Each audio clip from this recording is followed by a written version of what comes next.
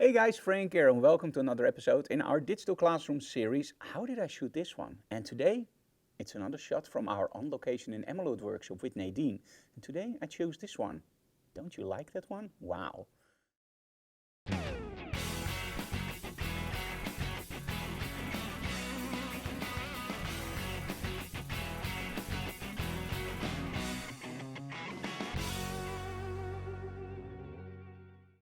Now, finding the right location is always a challenge for us photographers. But did you know that the most beautiful and challenging locations are actually close to your home or in your town? And you know why you never notice them? Because you always walk past them. So for you, they are normal. But for somebody else, they can be really special. And sometimes it's just the lighting and the whole position you create that makes the set special. Now, as you all know, we had this old building right in front of our studio and we had a beautiful wall there. Now, if you know our click backdrops, you actually know that that wall made it to one of my signature backdrop series. And at this moment, yeah, the real one is gone. So that's the only way I can still shoot that backdrop. And I'm so glad that we did that because it's a beautiful wall. But hey, buildings disappear and what you end up with is, yeah, a big empty space with a lot of sand and some very nice, not so very nice flowers, right? So how do you create something that's interesting here? Well, you probably already saw it. Nadine is pregnant, so we thought, you know what, we want to make it soft, make it nice, and we want to create something in the front. Because how can you create depth in your image? You can, of course, create depth by using your contrast from your lighting. Moving your lighting to the side creates more contrast. But how about just creating depth by including some stuff in the front? Now, during these workshops, I normally shoot on HSS. No, I can't do that because, well, we have students that don't use the same camera that I do. And for most cameras, you need a special dedicated commander to actually shoot HSS and ETTL. So with our workshops, we're limited to the so-called X-Sync, and that's 125th of a second. But for these shots, I actually use the commander. So this is why these shots look a little bit different from all the other ones that you see in the previous videos.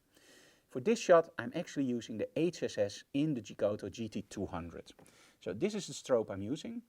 But this one will give you a lot of light, but even in such bright sunlight, it's always handy to have a little bit more power, right? It's always great to have more power. So that's why I'm using this huge reflector. Now this reflector gives you a lot more light output. We all probably know these. These are a little bit smaller. But that one really pumps out a lot of power, and that's what we needed here. But we wanted to create depth. Now, as you can see here in the first image, I don't include everything in the foreground. And it looks great, right? There's nothing wrong with this image, it looks fine. But then I started adding a little bit in the foreground. Now look at the difference that makes. You can also angle your camera just slightly. So look at those two shots. Different. And which one do you like most? I don't know. Every day that I look at them, I like one or the other more. And of course, you can also choose for a totally different viewpoint. Let's go a little bit more up and aim your camera down, as you can see in this image. Now you see that this image is a little bit more rough. Oh, that's because I try to emulate like those heavy metal albums, you know, from the 80s and the 90s, with those long dresses in the, well, in the forest or in the desert. It didn't make any sense, but it still looked cool, right? So I tried to emulate that a little bit with this shot. Hey, we can talk about the lighting setup a lot, but images always say more than words. So let's go for the...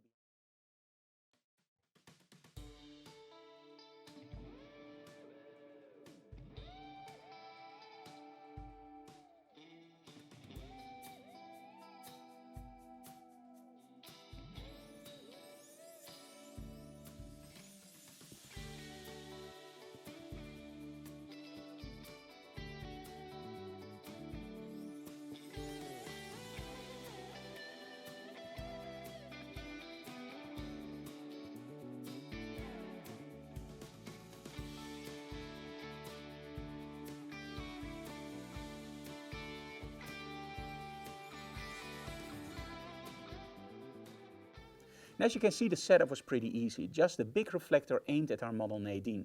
The trick in this setup is include stuff that's in the front to create more depth, but also the lower viewpoint creates that hero pose, that beautiful pose.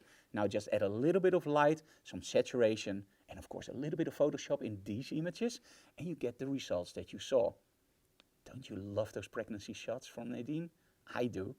Hey, if you like these videos, give us a like and of course subscribe to our channel. Hit the bell notification so you'll be notified when we have live streams or new videos. If you have any questions, leave them in the comments below. And most of all, subscribe to our channel. Again, a lot of people aren't subscribed, but they love our videos. So just press that button. It doesn't cost you anything, but it does help us a lot. See you again next time. Bye guys.